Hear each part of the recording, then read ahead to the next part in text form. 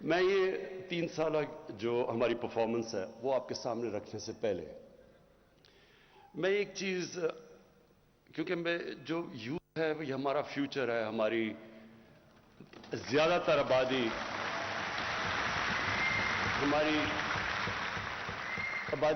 Youth ہے، 30 سال کی عمر سے کم اکثریت ہے ہماری ملک میں، تو اس لیے یوتھ میں خواتین بھی شامل ہوتی ہیں،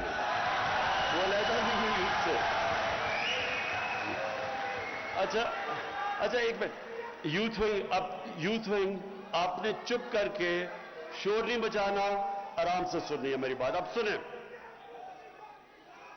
نعرے نہیں، ابھی نعرے نہیں، اچھا جی سنیں۔ میں سب سے پہلے اپنی صرف یہاں بھی لیکن سارے پاکستان کی یوتھ کے لیے جو پیغام میں آج دینا چاہتا ہوں وہ یہ کہ دیکھیں، جب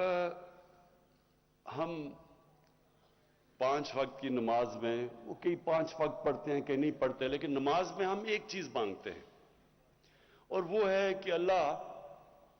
ہمیں ان کے راستے پہ لگا جن کو تو نے نعمتیں بخشیں، اس راستے پہ نہیں جو اپنی تباہی کے راستے پہ نکل گئے۔ میں صرف چاہتا ہوں کہ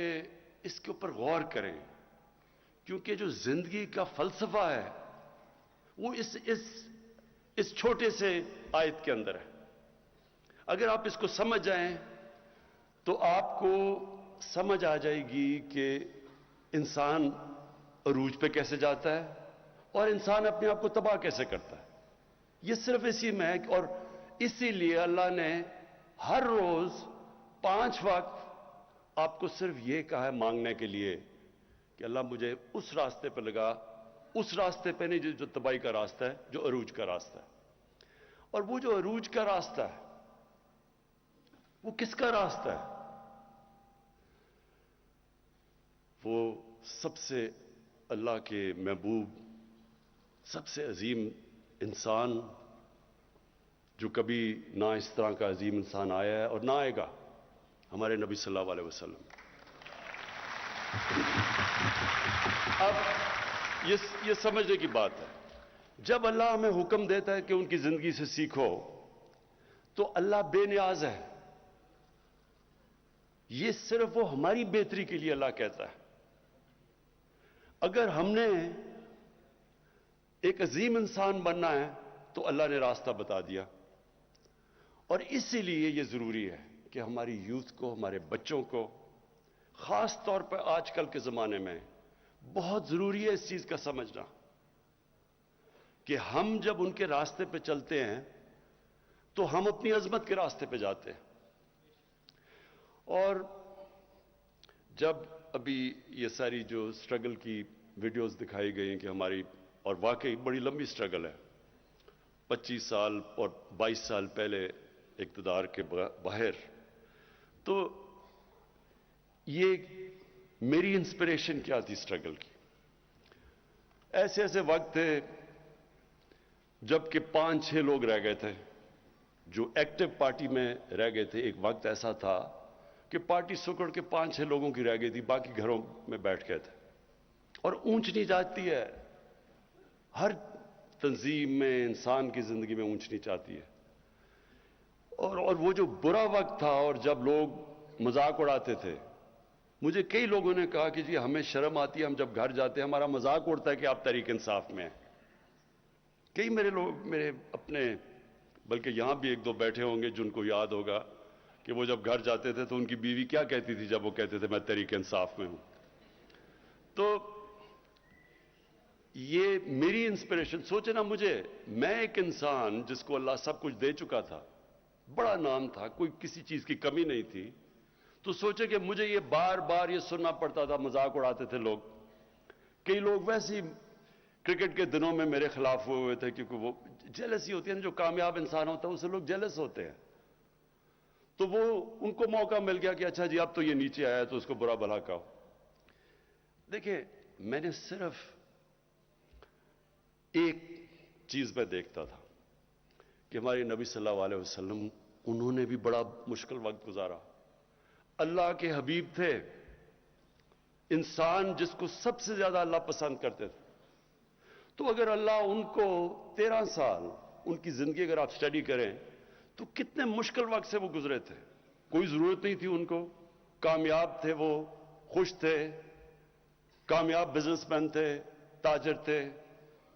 کوئی ان کو ضرورت نہیں تھی, سارے عزت کرتے تھے, صادق اور امین تھے, فیصلے کرانے کے لیے سارے ان کے پاس جاتے تھے. تو ایک دم جب وہ رائے حق پہ آئے تو لوگوں نے مذاق اڑایا ان کا,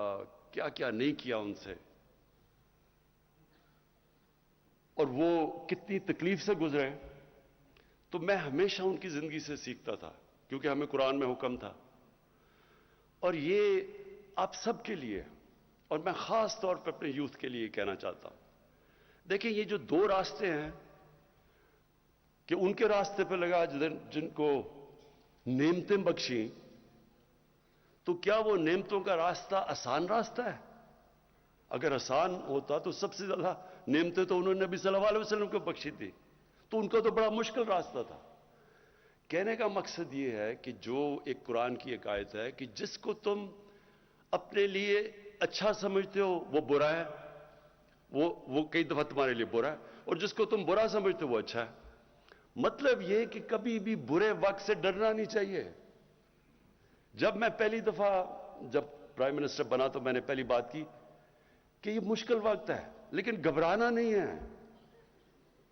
کیونکہ مشکل وقت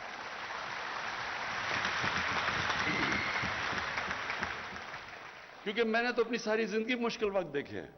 جب آپ سپورٹس کھیل رہے ہیں اور اوپر کوشش کر رہے ہیں کہ سارے ملک میں ٹاپ 11 کھلاڑیوں میں آؤ, پھر دنیا کا مقابلہ کرو, تو وہاں تو اونچ نیچ ہوتی ہے, ہار جیت ہوتی ہے. کئی دفعہ لوگ تالیاں بجا رہے ہیں, وہی آپ